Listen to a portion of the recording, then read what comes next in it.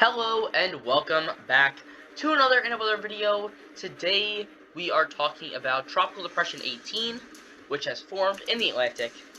So let's start things off with the current stats of this storm. Currently we have maximum sustained winds of 35 miles per hour, minimum central pressure of 1,008 millibars, and the storm is moving west at 15 miles per hour. If this storm does get named, it will be Tropical Storm Sam. So let's go all the way down here to the warnings and cone. And the current cone does show that this is going to strengthen into a tropical storm throughout the day on Thursday, and eventually into a hurricane by Saturday into Sunday, and possibly even a major hurricane by Monday. The arrival time of winds and wind speed probabilities does show an increasing percentage of tropical storm force winds, which means that the National Hurricane Center is very confident that this storm will intensify pretty soon between Thursday at 8 p.m. and Saturday at 8 a.m. After that point, we do get far enough out where there is a lot of uncertainty in the models. The further out you go, the more uncertainty there is. So, here is the current satellite imagery of the storm, where you can see that we have a clear centered rotation, thunderstorm convection around the center, as well as an outer band here on the northern side. So all in all, a very good looking tropical depression, and I would not be surprised if we see a tropical storm form fairly soon. So here is the current storm information, starting off with our global and hurricane models, and we have a lot of definite tracks here. So the uncertainty of the track is very low. So we do have all of these models taking this storm on a slight curve to the north as it approaches the Leeward Islands. So a very common routing. And the GEFS has very few stragglers here to that same path, and the mean route is through that same track. The GEPS is almost about the same thing, but it does have some individual spaghetti strands, as I like to call them, kind of fraying out as you go further along, as of course the uncertainty does go up at that point. Intensity guidance is also pretty clear-cut.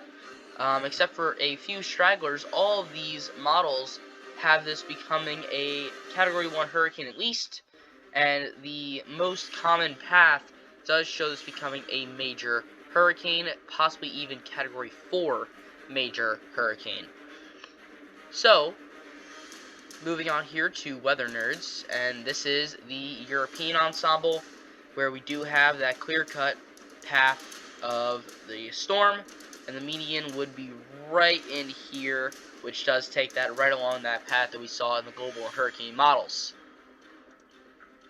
Finally, we have the GFS, and here is our tropical depression.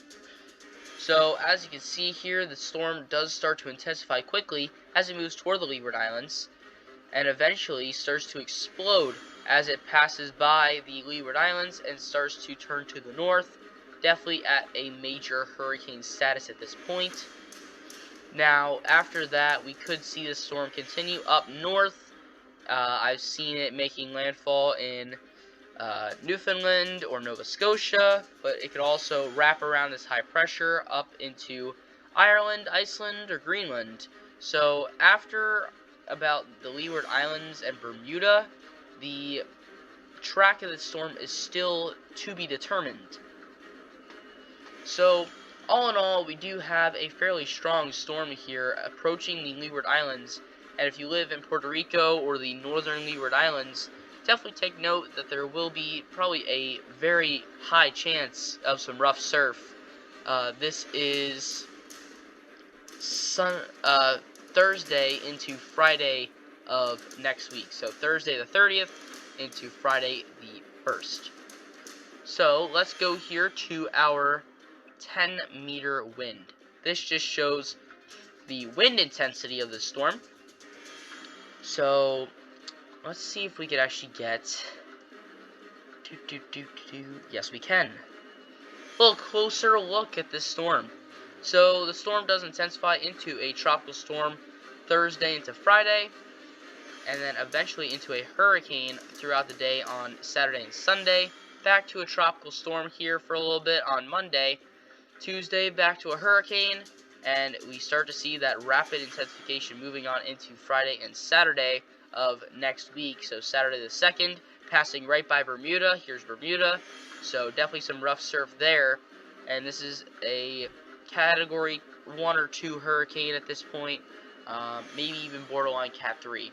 So the GFS is underplaying the storm compared to what the National Hurricane Center thinks, with this cone being at a major hurricane by Monday, approaching the Leeward Islands.